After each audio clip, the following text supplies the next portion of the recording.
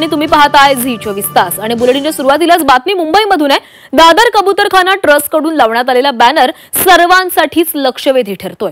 मुंबई महापालिकेने सकाळी 6 ते 8 या वेळेमध्ये कबुतरांना खाद्य घालण्यासाठी मौखिक परवानगी दिल्याचा उल्लेख या बॅनरवर पाहायला मिळतोय। दादर कबूतरखाना ट्रस्टनं बॅनरच्या माध्यमातून हा दावा केलेला आहे। मात्र जोपर्यंत लेखी आदेश येत नाही तोपर्यंत कुणीही खाद्य टाकू नये असं नमूद देखील करण्यात आलंय। मात्र 7 ऑगस्टला मुंबई उच्च न्यायालयामध्ये याबाबतची सुनावणी पार पडली। त्यावेळी याचिकाकर्त्यांच्या वकिलांनी किमान 1 तास तरी खाद्य टाकण्यास परवानगी द्यावी अशी विनंती केलेली होती। त्यालाही कोर्टानं नकार देत बंदी कायम ठेवलेली होती। मग महापालिकेचे अधिकारी मौखिक परवानगी कशाच्या आधारावर देत आहेत आणि कबूतरखाना ट्रस्ट कशाच्या आधारावर हा दावा करताय, हा खरा प्रश्न उपस्थित होतोय।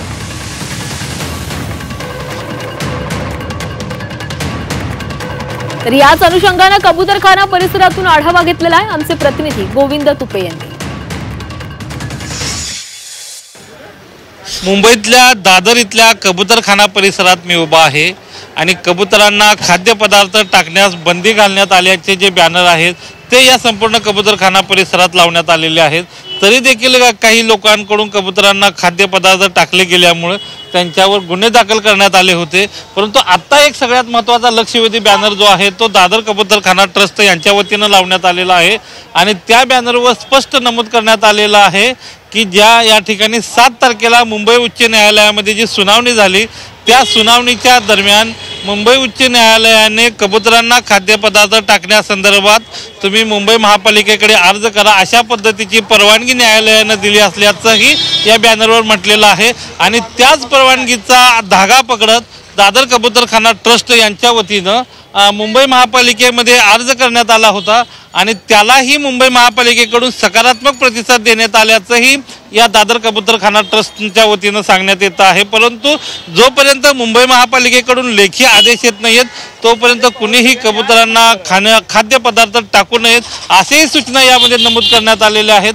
त्यामुळे उद्या जी या ठिकाणी मुंबई उच्च न्यायालयामध्ये होणारी जी सुनावणी आहे किंवा मुंबई महापालिकेकडून या संदर्भातली कुठली परवानगी मिळते का हे पाहणं गरजेचं आहे। परंतु सध्या तरी हे अनुचित प्रकार घडू नयेत म्हणून या ठिकाणी संपूर्ण परिसरामध्ये पोलीस बंदोबस्त असेल, दंगल नियंत्रक पथक असेल, हे सगळे जे आहेत ते तैनात करण्यात आलेले आहेत। एकूणच काय तर सध्या दादरच्या कबूतरखान्याला पोलिसांचा आणि दंगल नियंत्रक पथकाचा वेढा पडलेला आहे। परंतु उद्याच्या सुनावणीमध्ये मुंबई महापालिका एकूणच काय भूमिका मांडते आणि न्यायालय किमान 1 तास तरी कबूतरांना खाद्यपदार्थ टाकण्यास परवानगी देतं का हे पाहावं लागणार आहे। नितेश सुर्वेसह गोविंद तुपे, झी24 तास, मुंबई।